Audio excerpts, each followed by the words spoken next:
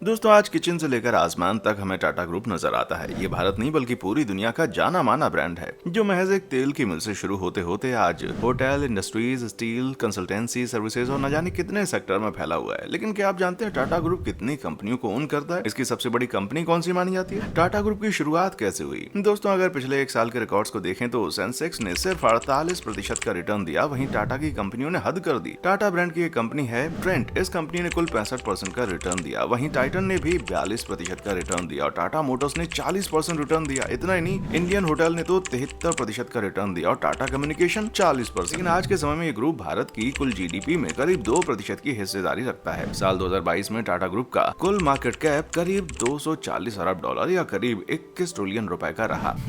आज के समय में टाटा ग्रुप से करीब 9,35,000 एम्प्लॉइज जुड़े हुए हैं और ये ग्रुप देश विदेश में नाम कमा रहा है। टाटा ग्रुप के शुरुआती दौर को देखें तो एक मल्टीनेशनल ब्रांड के रूप में खुद को स्थापित कर चुके टाटा ग्रुप की स्थापना साल 1868 में जमशेदजी टाटा जी ने की। जमशेदजी टाटा का जन्म 3 मार्च 1839 में एक पारसी फैमिली में हुआ। जमशेदजी टाटा के 4 सपने थे, जिनमें लोहा और स्टील कंपनी का निर्माण करना, वर्ल्ड लेवल इंस्टीट्यूशन बनाना, होटल और हाइड्रो इलेक्ट्रिक पावर प्लांट का निर्माण करना और साल 1909 में उन्होंने अपना होटल बनाने का सपना पूरा किया। लेकिन फिर जमशेदजी टाटा की मौत हो गई और टाटा कॉर्पोरेशन को सर दोराबजी टाटा ने संभाला। एक लंबे इंतजार के बाद टाटा ग्रुप की कमान साल 1991 में रतन टाटा ने संभाली और टाटा सन्स का अध्यक्ष रहते हुए उन्होंने टाटा ग्रुप की हर कंपनी को मुनाफी कंपनी बना दिया। हालांकि साल 2017 में रतन टाटा ने रिटायरमेंट ले लिया और रतन टाटा के बाद नटराजन चंद्रशेखर को टाटा ग्रुप का अध्यक्ष बनाया गया। लेकिन इसमें कोई दो राय नहीं कि रतन टाटा की देखरेख में ही टाटा ग्रुप ने ऊंचाइयों को छुआ और देश विदेश में नाम कमाया। वो रतन टाटा की ही लीडरशिप थी जिसमें टाटा ग्रुप ने महज 9 साल के अंदर 36 अलग अलग विदेशी कंपनियों को एक्वायर किया और दुनिया को बता दिया अगर एक भारतीय चाहे तो कुछ भी कर सकता है। टाटा ट्रस्ट की बात करें तो ये आज एजुकेशन,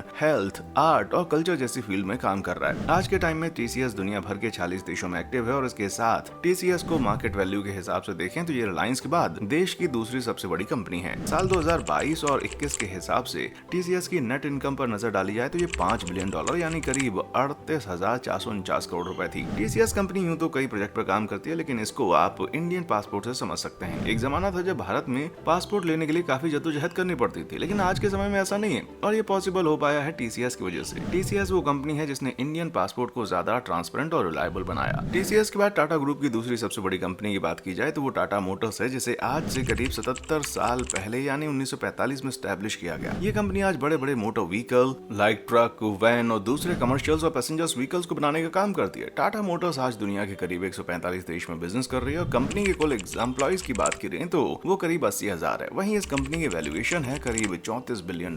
चलिए अब ये समझने की कोशिश करते हैं कि टाटा ग्रुप किन किन सेक्टर में एक्टिव है। लेकिन ये जानकारी हासिल करने से पहले अगर आपने अभी तक हमारी वीडियो को लाइक नहीं किया तो जल्दी से वीडियो को लाइक करें और चैनल से जुड़ना चाहते हैं तो सब्सक्राइब कर लें। बीते कई सालों से स्टील सेक्टर में टाटा स्टील का दबदबा देखने को मिला है। टाटा स्टील की बात करें तो ये automotive steel, agriculture steel, construction steel, steel pipes बनाती है। साल 1903 की बात है जब जमशेदजी टाटा ने अंग्रेजों की एक बात को दिल पर ले लिया और ताजमहल होटल का निर्माण करवा डाला। तभी से टाटा ग्रुप ट्रैवल, हॉस्पिटैलिटी और टूरिज्म इंडस्ट्री में एक्टिव है और इंडियन होटल्स कंपनी के जरिए इस सेक्टर को गवर्न कर रहा है। टूर एंड ट्रेवल्स की बात करें तो एयर इंडिया को भुलाया नहीं जा सकता, जो कि 1956 में नेशनलाइज्ड हो गई थी, लेकिन अब एक बार फिर ये टाटा ग्रुप की झोली में आ गई है। इंफ्रास्ट्रक्चर, टाटा ग्रुप की Tata power project, Tata housing, Tata consulting engineers, Tata reality and infrastructure जैसी कंपनियां इंफ्रास्ट्रक्चर के सेक्टर में काम कर रही हैं और आज दुनिया भर के 50 से ज्यादा देशों के साथ बिजनेस कर रही हैं। दोस्तों, टाटा ग्रुप के बढ़ते आज इतना बढ़ गया है कि आपके किचन में भी टाटा कब्जा है। फिर चाहे वो टाटा का नमक हो, टाटा मसाले हो, आपके किचन में टाटा ग्रुप देखने को मिलेगा। टाटा ग्रुप की Tata chemicals, Tata consumer products, Voltas, Titan, retail का क्रोमा ब्रांड, ट्रेंट लिमिटेड जैसी कंपनियां आज कंज्यूमर एंड रिटेल के सेक्टर में काम कर रही हैं और सिर्फ देश ही नहीं बल्कि विदेशों में भी टाटा कैन प्रोडक्ट खूब पसंद किया जा रहा है। टाटा ग्रुप की टीसीएस कंपनी के बारे में तो आपने समझ लिया, ये आईटी सेक्टर की काफी बड़ी कंपनी है, लेकिन टीसीएस अकेली नहीं जो टाटा ग्रुप की तरफ से आईटी सेक्टर में सर्व कर रही है, बल्कि Tata Elxsi design and technology भी आईटी सेक्टर की दुनिया में दिग्गज सर्विस प्रोवाइडर में से एक है। इन कंपनियों की बदौलत आज लाखों लोगों को रोजगार मिल रहा है और टाटा ग्रुप के साथ भारत को एक नई पहचान मिल रही है। स्टील, रिटेल, ट्रैवल और आईटी सेक्टर के बाद ऑटोमेटिक सेक्टर को भुलाया नहीं जा सकता, क्योंकि टाटा मोटर्स इस सेक्टर के जरिए अच्छी खासी कमाई करने वाली कंपनी है। बता दें कि एक समय वो था जब रतन टाटा ने इस कंपनी को मोटर डिवीजन को बेचने का मन बना लिया था और वो इसी सिलसिले में फोर्ड मोटर्स के पास पहुंचे। लेकिन फिर फोर्ड मोटर्स के मालिक ने रतन टाटा को कुछ शब्द कहे कि उन्होंने कंपनी बेचने के बजाय ऊंचा उठाने का मन बनाया। दिन रात मेहनत की, जिसकी वजह से आज टाटा मोटर्स टाटा ग्रुप की दूसरी सबसे बड़ी रेवेन्यू जनरेट करने वाली कंपनी बन गई। आज टाटा ग्रुप की टाटा मोटर्स कंपनी के सामने बाकी सब ऑटोमोटिव कंपनियां काफी छोटी नजर आती हैं। टाटा मोटर्स की बात करें तो यहाँ आपको सस्ती नैनो कार से लेकर Jaguar, land rover, Tata Nexon, Tata safari और अल्ट्रोज जैसी शानदार गाड़ियां देखने को मिलेंगी। बता दें कि साल 2021 में टाटा को अपनी इन सभी कंपनियों से कुल 128 बिलियन डॉलर्स का रेवेन्यू जनरेट हुआ था। खास बात यह है कि आज के समय में टाटा की लगभग सभी बड़ी कंपनियां देश से बाहर विदेशों में ऑपरेट करती हैं, जिस वजह से टाटा के इस रेवेन्यू का कुल 60% हिस्सा विदेशों से आता है। बता दें कि अब Tata group e commerce sector में भी अपने पैर जमा रहा है। टाटा ने कुछ ही समय पहले अपना टाटा न्यू ऐप लॉन्च किया। साथ ही टाटा ग्रुप का भारतीय इलेक्ट्रिक व्हीकल मार्केट 80% है। उम्मीद है आप टाटा ग्रुप की कंपनी और उनके बिजनेस को अच्छे समझ गए होंगे। वीडियो आपको कैसी लगी? पसंद आई है तो लाइक, शेयर और सब्सक्राइब जरूर करें। साथ ही बेल आइकन को प्रेस कर लें ताकि हमारी ऐसी नॉलेजेबल वीडियोस आपको टाइम टू टाइम मिलती रहें।